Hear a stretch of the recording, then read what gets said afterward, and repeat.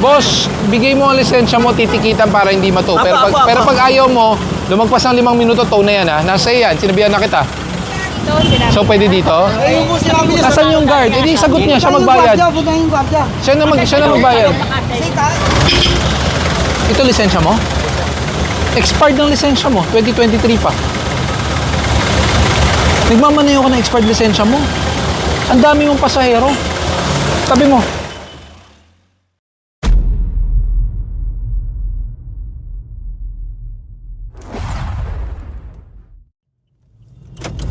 Ito marami na itong beses napapasadahan at maraming nasasampa sa tow truck. Ito mga motorsiklo.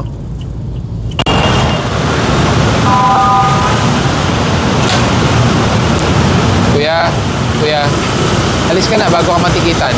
Tulak mo na lang ha. Baka malimpungatan ka pa.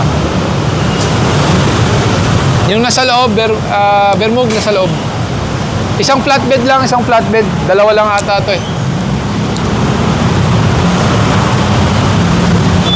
Dalawa lang, dalawa.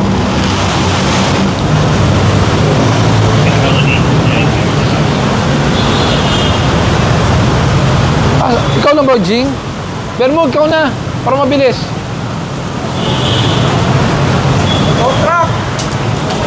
Alin ba sa'yo? Alin yung puti? May ticket na po yan. Oh, may ticket na. Isa na lang isasampa. Wala, negative na, may driver. Titikita na lang.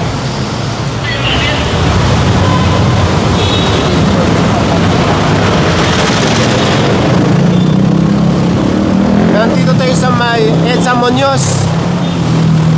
Morning, sir. Morning. Morning. Halika.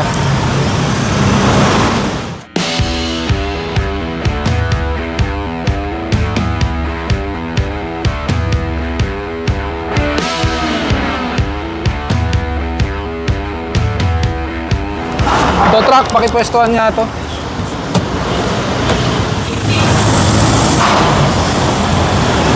Pwestuhan mo na!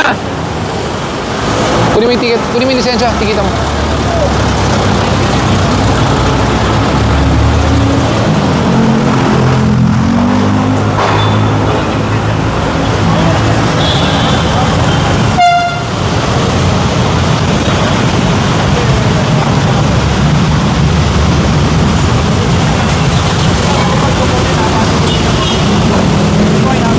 Kuya, tigil mo muna. Hindi po, yun po. Oh, tigil mo muna ha, lisensya mo. Oh, sige. Sa likod. Nanakawan po kasi ko. Ano sa likod? Opo. Mas madaling manakawan yan sa trunk. Hindi po. Tingnan nyo. Kasi nagagawa ko eh. Nagpachikas lang po ako eh. Ito po. Lagi naman nakaparada yan dyan. Hindi po. Nagpachikas lang po ako. Ito po yung ano. Sige po, paabot na lang ng lisensya ha. Opo. Hindi po kasi parkingan yan, bangketa po yan. May garahe naman sa loob, ba't ayaw sa loob iparada?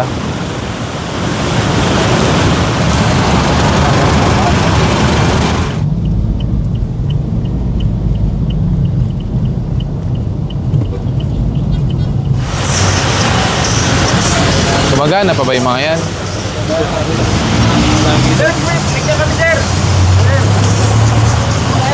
Sige na, pakuha nyo na. Pakuha na isang tow truck. Flatbed, isang flatbed. Hello. Kumusta ang Thank you. tupad? Ito, nagpapagurad din sa malong. Salamat. Sir. Sa inyo ba yan? Hindi. Kala ko natali Isang na kayo. flatbed.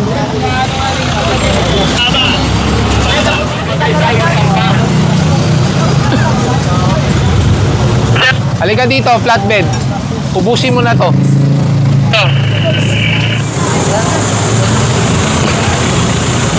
Pumunta po kami doon kasi po nilitigaan po yung motor. Kasi po naisakay po, parang karna po yung motor. Opo. Nandito po kami sa presinto, pinalabas lang po kami, pinaparada. Sino nagpaparado sa'yo dyan? Dito po sila po yung gwardiya dito. Eh, dapat dun po ang parking sa loob. Kasi po may pinabawal po kasi doon muna kasi tadagtag lang naman po yan eh. Eh, kaso hindi po kayo nakalabas kaagad. Kaya nga po sir, sandali lang po sir ha. Sige na.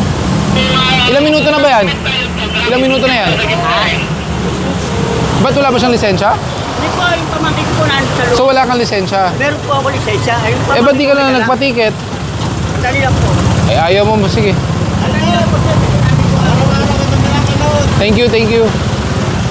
Sir, Boss, bigay mo ang lisensya mo, titikitan para hindi mato. Apo, Pero pag, apo, apo. pero pag ayaw mo, lumagpas ng 5 minuto, tow na yan ha. Nasa yan, sinabihan na kita. Eh, ayaw magbigay ng lisensya eh. Simpleng-simple.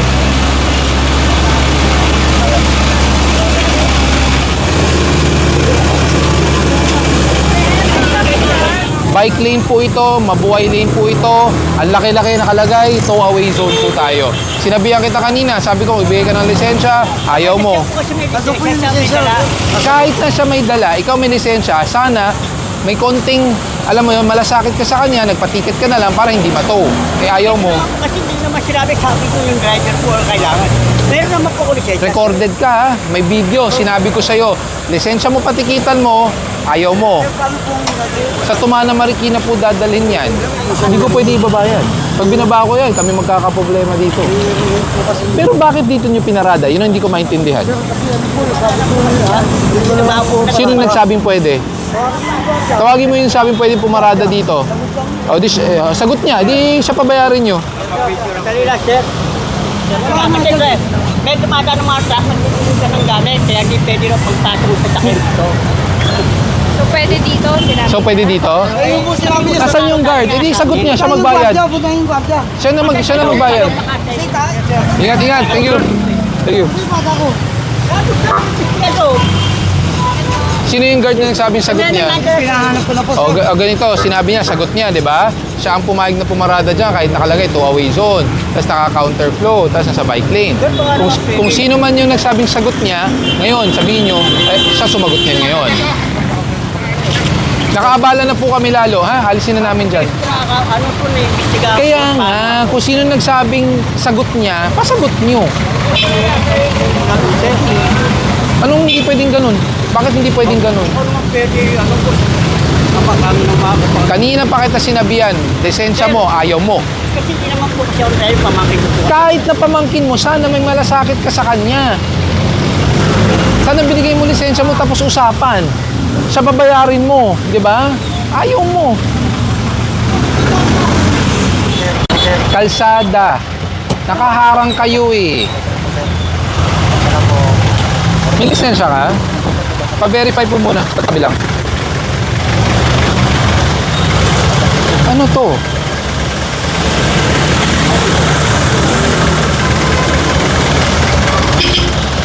Ito lisensya mo? Expired ng lisensya mo. 2023 pa. Nagmamaneho ka ng expired lisensya mo. Ang dami mong pasahero. Tabi mo. Good morning po. Pasensya na po ha. Nakaharang po kasi kanina yung jeep nyo, so sinita namin. Napag-alaman po namin, expired pong lisensya. 2023 pa po. Alam mo expired lisensya mo? Bakit ka nagmamaneho na expired? Pag nadisgrasya, paano yung mga pasahero? ORCR po ng jeep. Nakapagbayad na po ba kayo? Pasensya na po ha, expired po ang lisensya niya, delikado po yan. Kayo po malalagay sa alanganin. Opo, pero yung bayad, paano po ba? 2 taon na pong paso ang lisensya niya. Kailan po ng ORCR mo? Ginagawa mo. Nilalagay mo sa alanganin mga pasahero mo.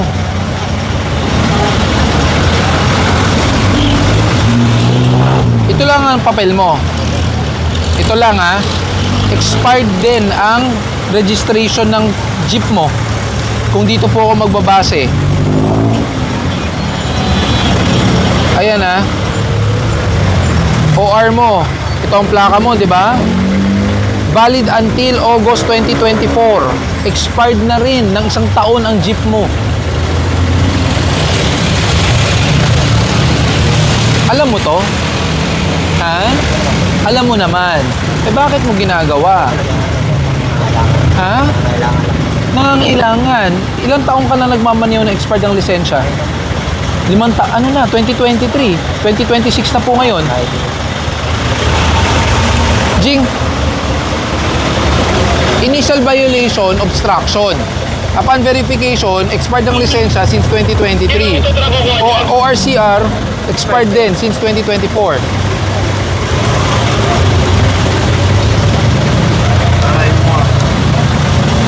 Ma'am, pasensya na po ha. Kung ano, pwede nyo kunin yung pamasahe nyo. Maghanap na lang po kayo ibang sasakyan. Expired po kasi registration, pati lisensya.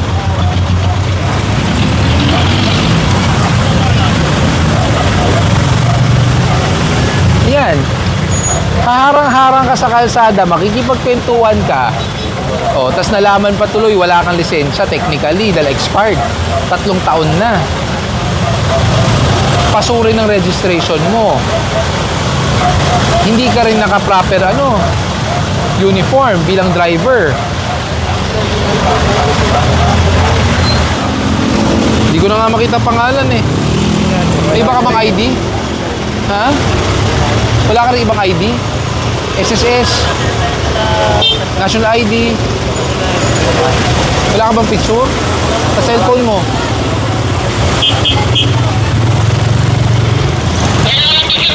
Kailangan ng contract? 10-4. Expired license, expired registration eh. Kuya, kung kailangan mo maghanap buhay, mag-renew ka ng lisensya, hindi ganun. Ilang pasahero ang nilalagay mo sa alanganin. May impound tong jeep mo ngayon ha. Ayusin mo muna lisensya mo. Saka registration. Jing. Ito. Ayan oh. Yung sa resibo. Ayan, 2023 pa talaga. Ayaw yung munang bumilin. 59. Series nyo na lang. Pero walang lisensya to ha. Kuya, umanap ka ng taong may valid na lisensya para matubos nyo to. Hindi kami pwedeng tikitan ka lang dahil expired ang lisensya mo, expired ang registration mo.